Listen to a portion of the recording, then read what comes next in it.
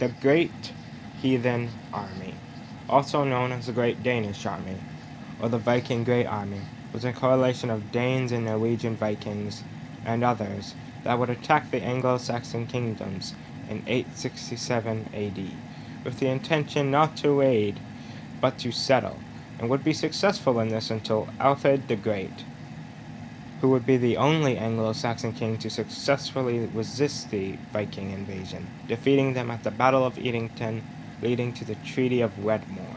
He would go on to become the first king of the Anglo-Saxons, and in many ways the first king of England, a nation that would change the world forever. Which makes one wonder, what would happen if the great heathen army defeated Alfred and the West Saxons? But first, context.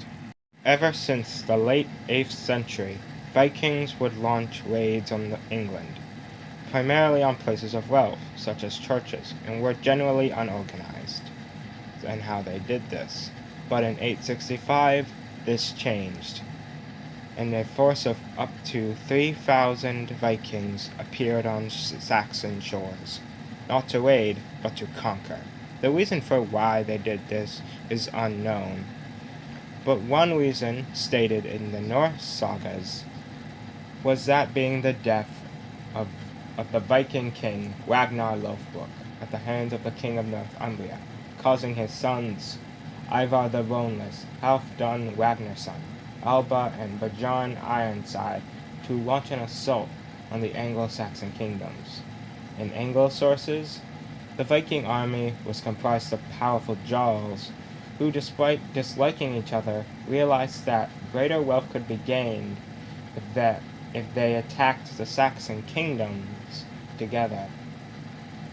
Regardless of the reason, the Vikings came to England with a fury that would shake the Saxon world.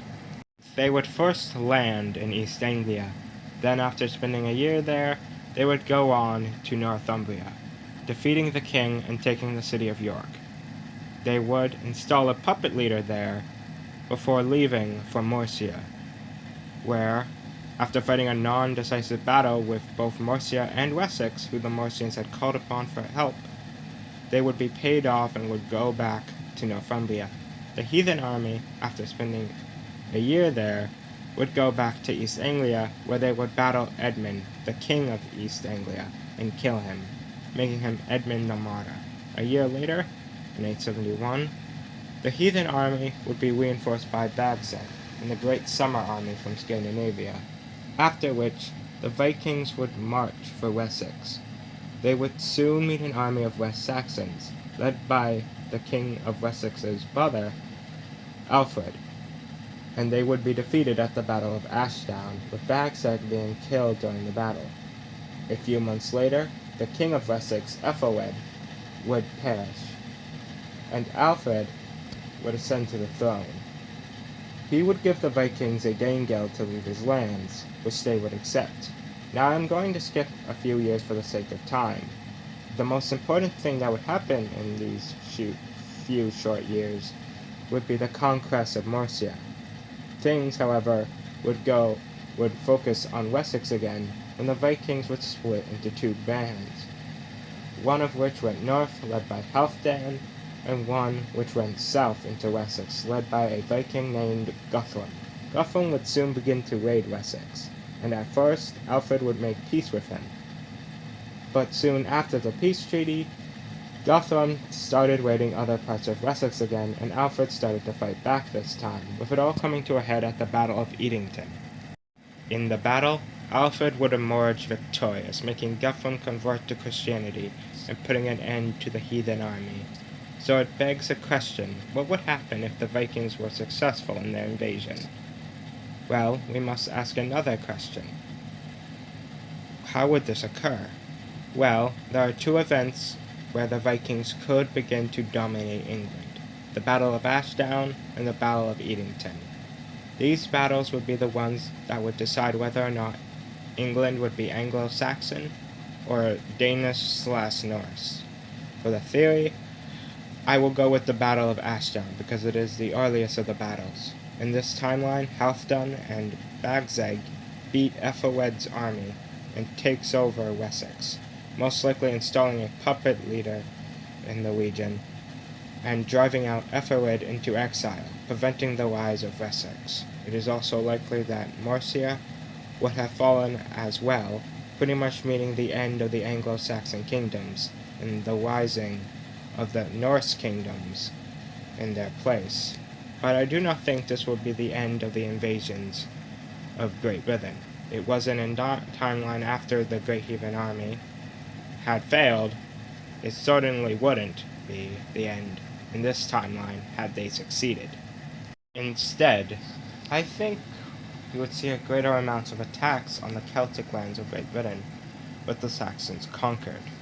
It would be likely that in this timeline new invasions will be launched at Ireland, and the Viking kingdoms already on Ireland, such as the Kingdom of Dublin, will be boasted with Viking kingdoms nearby, and likely make an attempt to conquer more Irish territory in this timeline. The Kingdom of Alba, Proto-Scotland, would most likely feel increased pressure from the south as well as the north as they have to deal with new Viking kingdoms. The kingdoms of Strathclyde and Cornwall would most likely fall to the Vikings, and Wales in this timeline would face a heavier settlement from the Norse, particularly in the south, leaving no part of the British Isles untouched or unchanged. But the greatest effect of the Vikings defeating the Saxons in this timeline would be that there would be no England, at least as we knew it.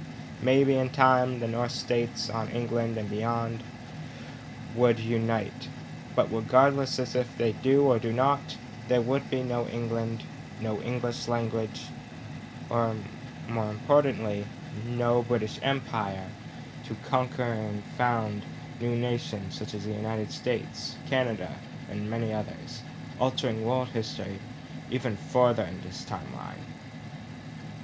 Overall, the Vikings' winning in this timeline will result in the short term a drastically changed British Isles with new Viking states all across Great Britain and Ireland, and in the long term a deeply changed world where there is no England, at least as we knew it, interacting and colonizing different parts of the world, leading to the rise of completely different nations and wars in its place.